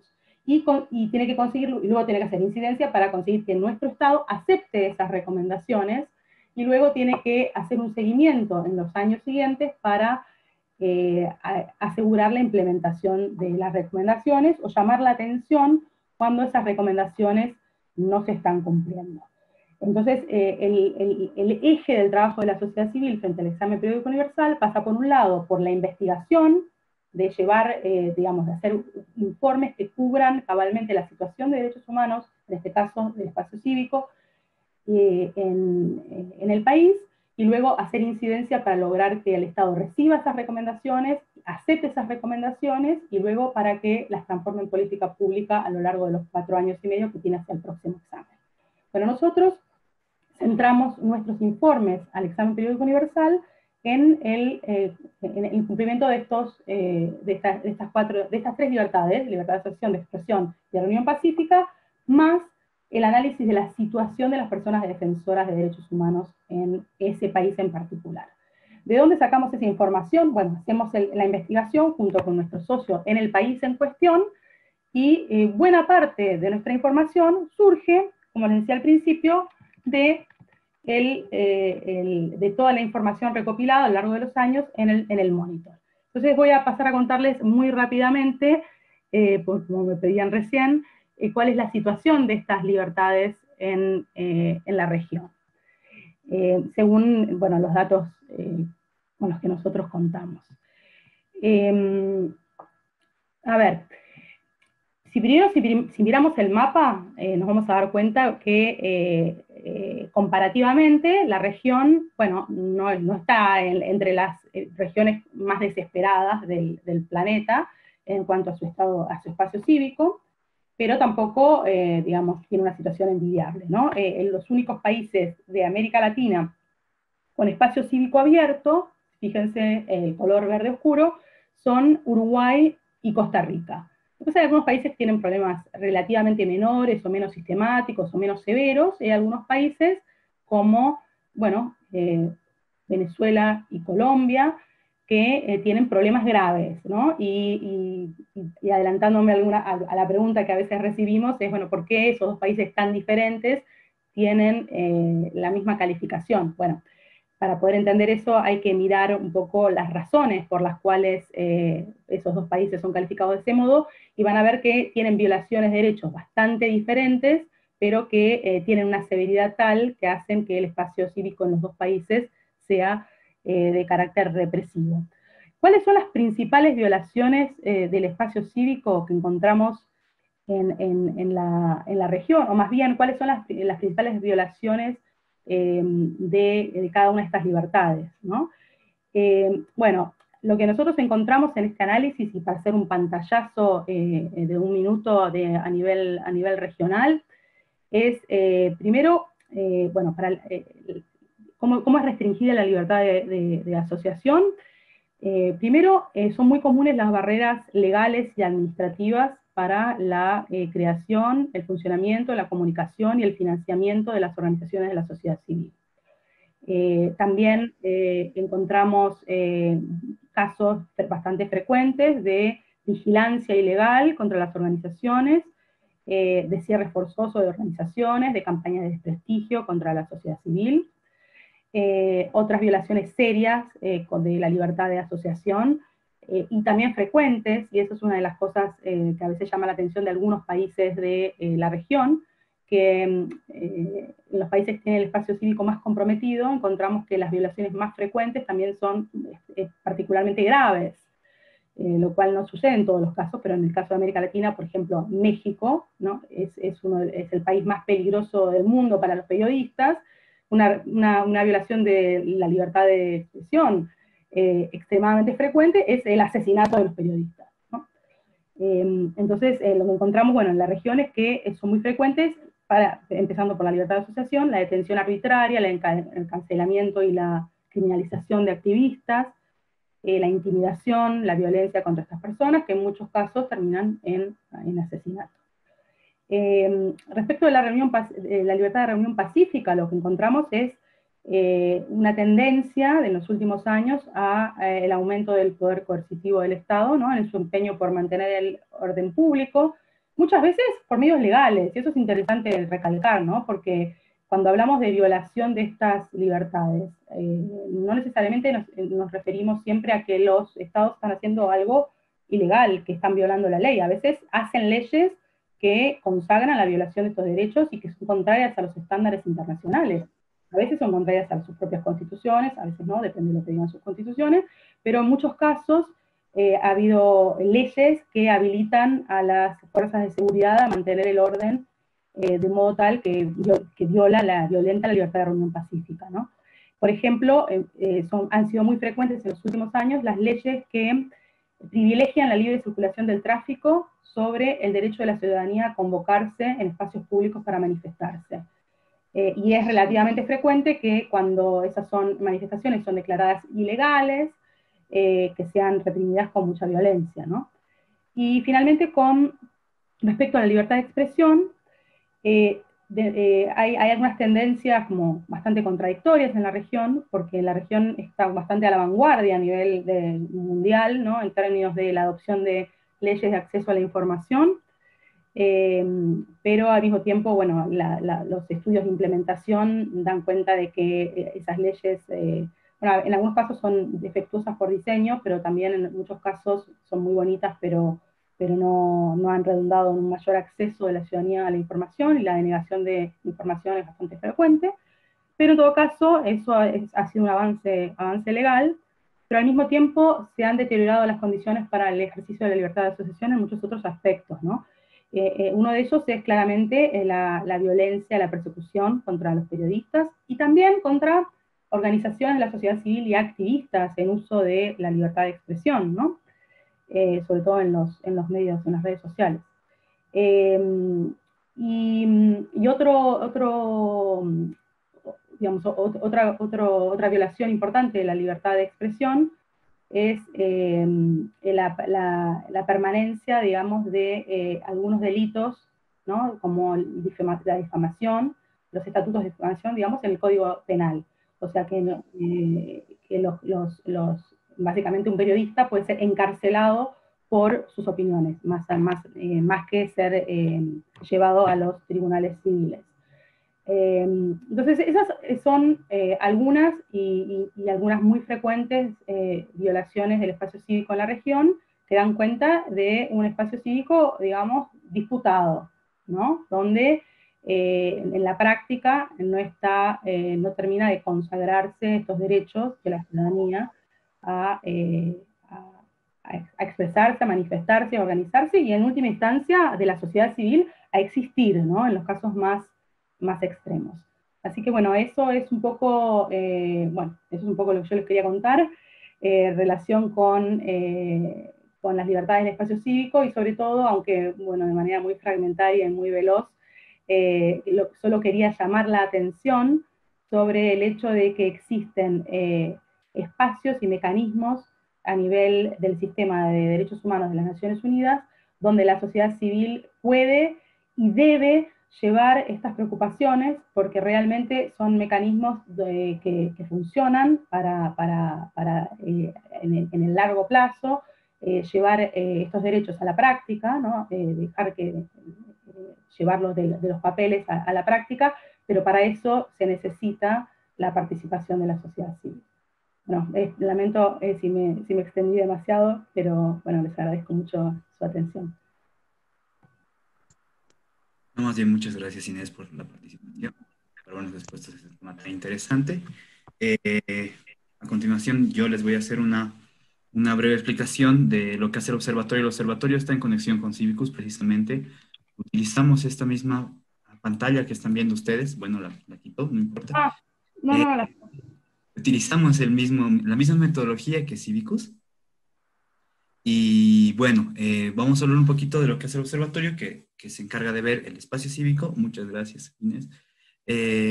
Además de los derechos de los defensores, que también está relacionado con esto, e institucionalidad democrática. Si bien nosotros estamos considerados como obstruidos por lo que hemos visto en el 2019 y lo que ha pasado, estamos más cerca de un espacio reprimido.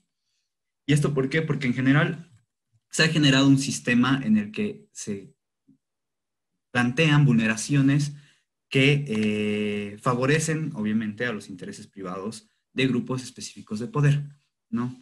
En este sentido, se han registrado vulneraciones a periodistas, y quiero lanzar unos cuantos números respecto a cuántas vulneraciones. Durante el 2018 se han registrado 200 vulneraciones, durante todo el año. En 2019 hemos llegado a 2.000, es un incremento del 1000%, ¿no? Y el 2020 ya hemos sobrepasado las 100. ¿No? El 2020 con la pandemia ha disminuido considerablemente, pero aún a pesar de que estábamos confinados, hay una vulneración fuerte. Quiero adherirme a palabras y a conceptos que utilizó Inés para decirles que efectivamente la libertad de expresión se ve vulnerada no solo en el tema de expresiones que se generan en distintos entornos, sino con relación a la posibilidad de acceso a información. La cantidad de periodistas que son vulnerados al año cada vez crece más. En la Asociación de Prensa de Bolivia, de Prensa Nacional, indicó que el año pasado fueron 176 vulneraciones. Este año tenemos registradas más de 40, ¿sí? Que han sido atentados, ataques directos contra periodistas, y una que quiero mencionar específicamente es la vulneración de un periodista potosino que ha sufrido un atentado de asesinato, ¿no? Una tentativa de asesinato ahí, en una mina de Potosí, porque estaba registrando y estaba visibilizando a la minería dentro del cerro, que ahora está prohibida, ¿no? Entonces, ¿a qué nos encontramos? Nos encontramos a un sistema que ha sido generando durante los últimos años, en el que existen hasta normas o proyectos de norma en los que, o a partir de los cuales se vulnera tanto a asociaciones como a personas, como a periodistas, como a protestas, ¿no? Algunas de las más importantes en este sentido son la Ley 351, que establece un procedimiento engorroso y que ha generado el cierre de varias organizaciones de la sociedad civil, tenemos la cooptación de líderes sindicales, de líderes indígenas, líderes sociales, y la división de estas organizaciones por parte de los gobiernos, ¿no? Esto no es solo de un gobierno, esto es algo que parece que quien entra, el gobierno que ingresa, intenta agarrarse del sistema y aprovecharlo lo más posible, no intenta cambiar la situación, no intenta mejorar la situación de la sociedad civil. En lo referido a libertad de expresión tenemos esto, a lo que se refería también Inés, que era la criminalización de periodistas, tenemos el sometimiento o los métodos de acallar a los medios de comunicación, pero también tenemos estigmatización, ¿no? Y algo muy importante dentro de lo democrático es que los procesos electorales nunca están bien planteados, ¿no? Hay lugares donde no pueden entrar partidos el otro partido, ¿no? El partido que no es el que va a ganar, el que es mayoritario en ese lugar. Y eso claramente afecta a la democracia, porque la población no puede observar, no puede comparar un proyecto con otro, solo ve uno. Se pierde esta noción democrática. Finalmente, respecto a la institucionalidad democrática, que refiere al cumplimiento de las normas y a la elección de autoridades, bueno, tenemos mil casos, ¿no? Tenemos un montón, entre los cuales están los de corrupción, que bueno, están en el anterior gobierno, han estado en este gobierno que se está terminando, y bueno, esperemos que no sean tantos en el siguiente gobierno, ¿no? Asimismo, tenemos elección de autoridades que no son mediante procedimientos. En lugar de cumplir con sus funciones de acuerdo a la norma, intentan satisfacer a quien los ha designado, ¿no? Así ya no tienen la independencia que deberían tener, sino que intentan cumplir con lo que le dice su jefe, ¿no? Quien lo designa. Y finalmente, respecto a defensores de derechos, cada vez se hace más visible. Es una posición muy invisibilizada, y el deber y la labor de los defensores está muy por debajo, es muy subalterna actualmente. No tenemos muchos casos, y el periodismo no realza los casos que existen. Pero ahora que estamos con el observatorio viendo más fuentes, solo en las últimas 2 semanas hemos tenido 5 casos de defensores que han sido vulnerados, incluyendo periodistas, que los periodistas inevitablemente evidentemente son defensores de derechos humanos, porque permiten que nosotros tengamos esta segunda parte de la libertad de expresión, es el acceso a la información, ¿no? Todos los datos que les estoy mencionando están disponibles en la página web de UNITAS, en la página específica del observatorio. Está un poco abajo, haciendo el scroll down hacia abajo en la página principal. Y para no extenderme más, bueno, lo único que quiero mencionar como a modo de conclusión es que la situación que se menciona a nivel internacional, también a nivel nacional, es, no sé si catastrófica, pero muy poco alentadora. Tenemos un sistema, como les digo, o un conjunto de acciones, de políticas y de normas que generan vulneraciones y violaciones sistemáticas al espacio cívico. Y que esto no tiene avisoramiento de cambio en el tiempo continuo, en el tiempo que viene en adelante, ¿no? Eso sería todo, y estamos atentos a las preguntas que tengan para hacer. Pati, te paso la palabra. Muchas gracias, Daniel, por ese comentario. Muchas gracias, Inés, por tu presentación. Te cuento que hay varias preguntas en el chat. Me gustaría leerlas de manera continua para que luego tú en un tiempo puedas responderlas. La primera pregunta de Lucía Serrano es si las conferencias de prensa de las relatorías tienen carácter vinculante y cuál sería su relevancia.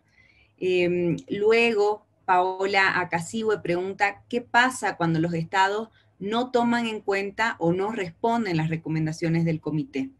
En ese mismo sentido, Sandra Carvajal pregunta, ¿qué pasa cuando instancias del Estado enfrentan a las poblaciones promoviendo la contaminación de las fuentes de vida?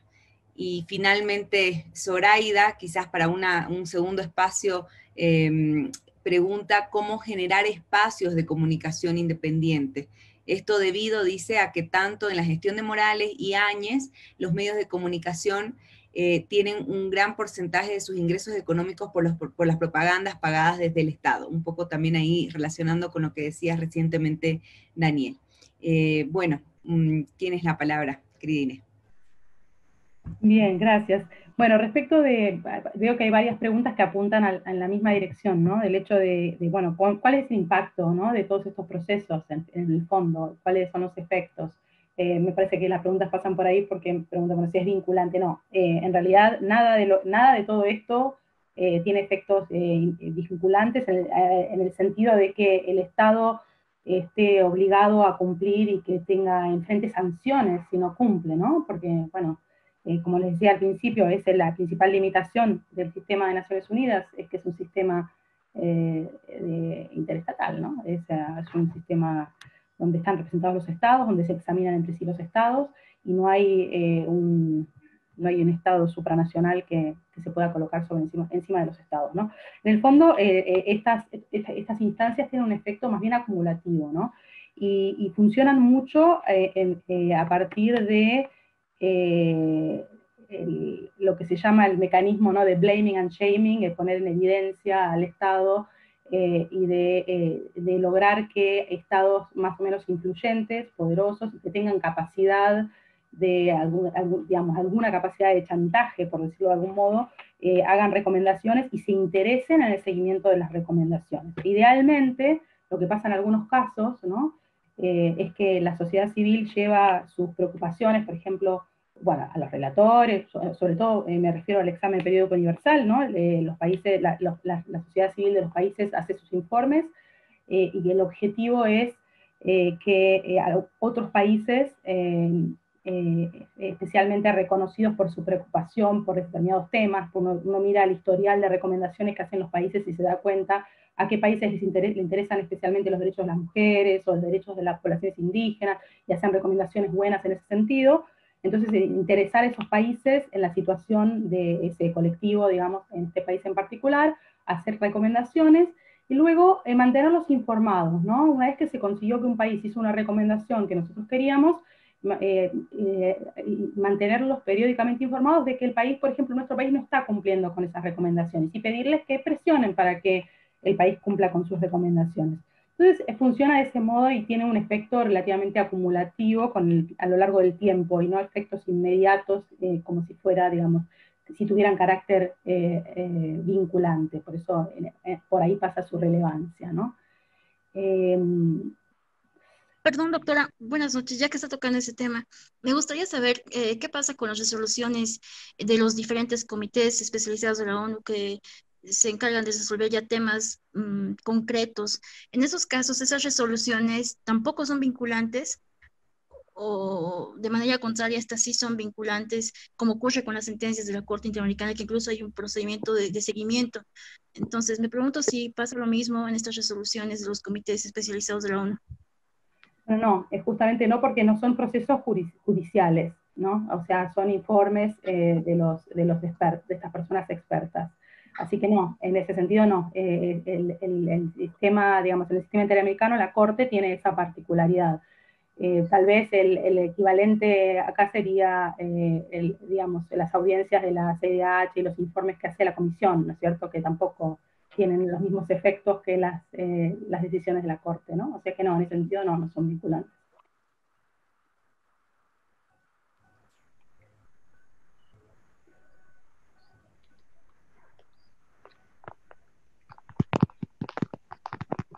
Sobre el tema de los espacios cívicos, la Constitución boliviana pues plantea de que no es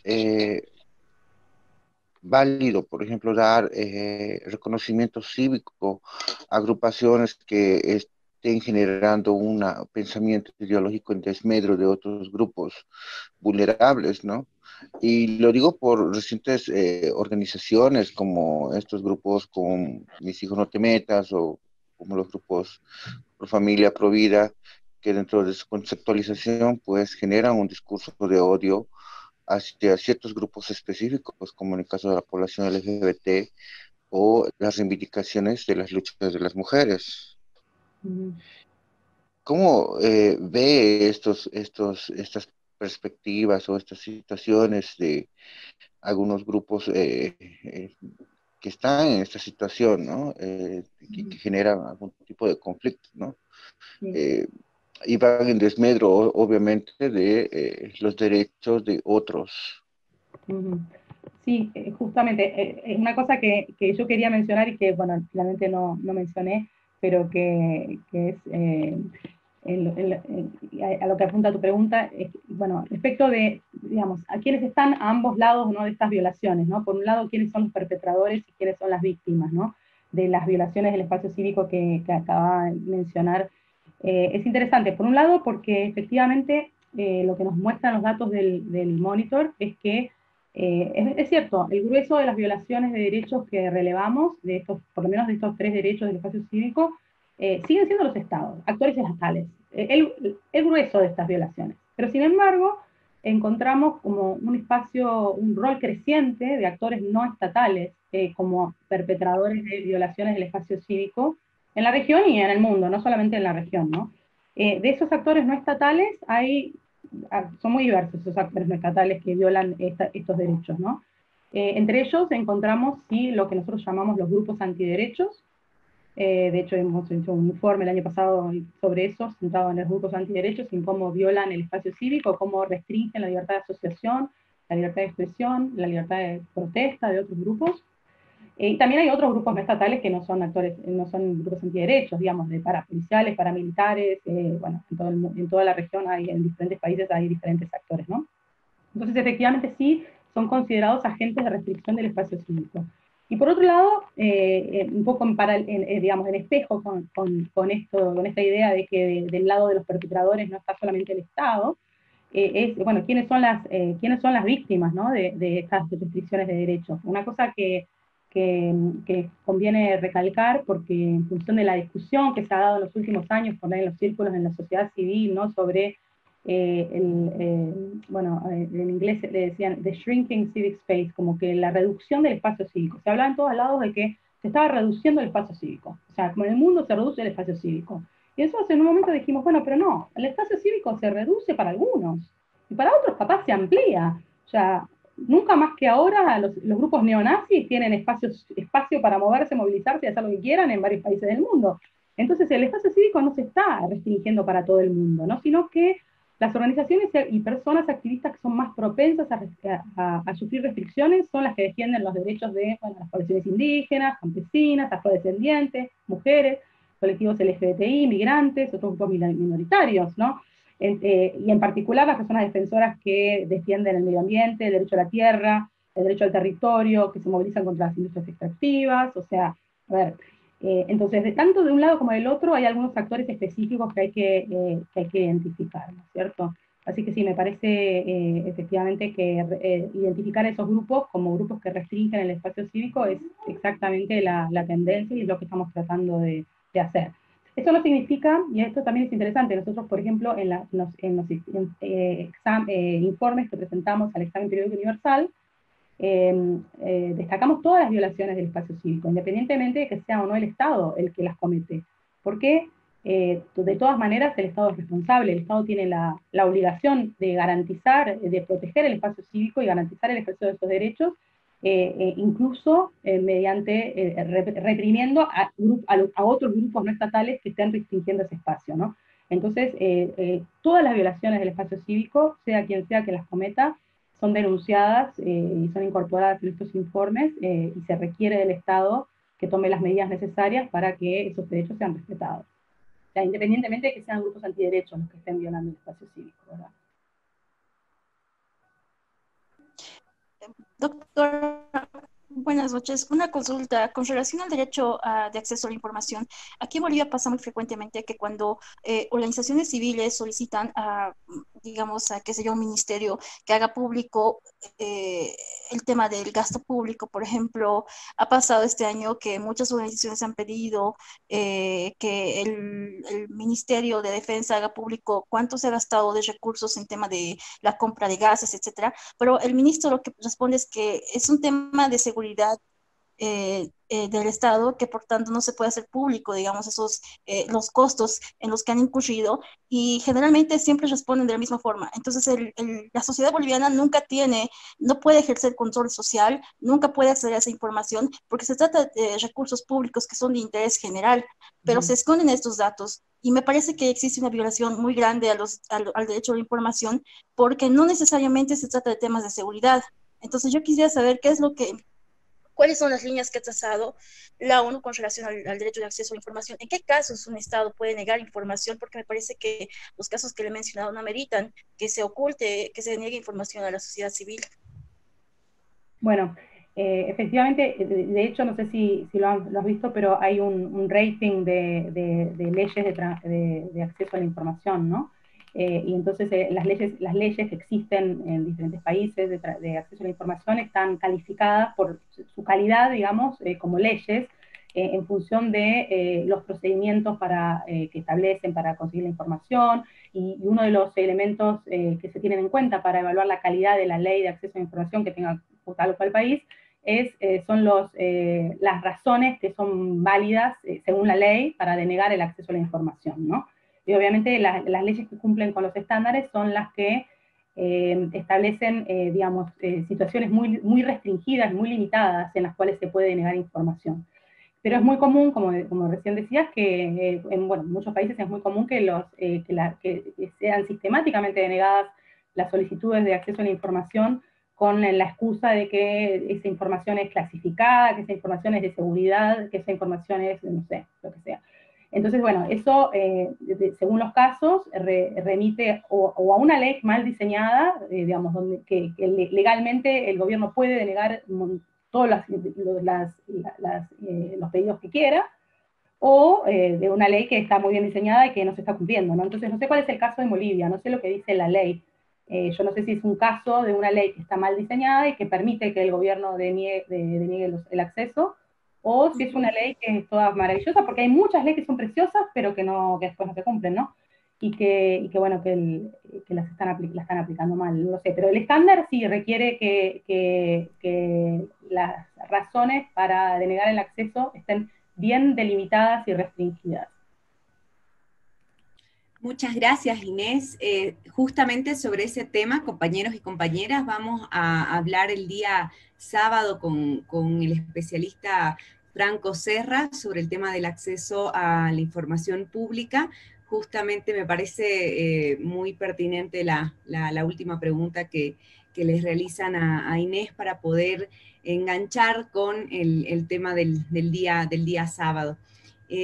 Bueno, yo entiendo que hay bastantes preguntas, pero también respetando el tiempo que nos hemos puesto para esta sesión, y respetando también el tiempo al que hemos invitado a Inés para que nos pueda colaborar, vamos a ir cerrando. Compañeros, compañeras, muchísimas gracias por sus preguntas, por su interés hasta esta hora, a pesar de que nos hemos pasado con casi 20 minutos de lo que habíamos previsto. Querida Inés, también a través tuyo a CIVICU, una institución con la que articula UNITAS, y bueno, que realmente viene realizando un trabajo importantísimo, fundamental para la defensa de derechos, para la defensa del espacio cívico. Y bueno, chicos, chicas, ustedes pueden ver en el chat un link que ha enviado Daniel Espinosa. Les pedimos que puedan responder a una preguntita de evaluación de esta primera sesión, y con esto podríamos ir cerrando esta sesión. No sé si alguno de mis compañeros del equipo quiere decir algo. De lo contrario, podemos pasar a cerrar. Yo quiero recordarles a todos, a todas, que hay algunos materiales que están en la plataforma Asimismo, esta sesión en su totalidad va a estar subida a la plataforma del Moodle, o sea que vamos a poder volver a revisarla si es que lo consideramos necesario. Las presentaciones de PowerPoint que han visto, que ha presentado ahora tanto Nancy como Inés también van a estar en nuestra plataforma. Y entiendo, Inés, que en unos días, en una semana, no sé, nos vas a pasar un documento, una última publicación de Civicus respecto a lo que nos has presentado hoy. Así que no sé si ya se tiene una fecha para que más o menos podamos comentarle a las compañeras y compañeros. Mira, la verdad es que me encantaría poder darles una fecha, pero estoy dependiendo totalmente del diseñador que me tiene que mandar la última versión del documento ya todo diagramado, así que no les puedo prometer, pero mi idea es que para la semana que viene, ahora, por ahí son 2 semanas, pero mi idea es que para la semana que viene esté listo, y lo primero que hago es mandárselo para que lo puedan ver, porque es una guía práctica, digamos, con ejemplos, recomendaciones, casos, ¿no? Que muestran cuáles son todos los espacios en los cuales puede la sociedad civil participar para defender derechos en el sistema, tanto en el sistema interamericano como en el sistema universal de derechos humanos. Bueno, muchísimas gracias entonces, querida Inés, compañeros, compañeras, vamos a seguir nosotros conversando, tenemos el correo electrónico, tenemos la plataforma, y en los próximos días también vamos a ir creando un grupo de WhatsApp para tener una comunicación más fluida a partir de los nombres de los teléfonos celulares que nos han proporcionado en el formulario de postulación. Bueno, agradecida contigo, Inés, y bueno, con todos ustedes que han asistido a esta sesión. Damos entonces por concluido la primera clase del módulo 1. Muchas gracias. Buenas noches, compañeros y compañeras.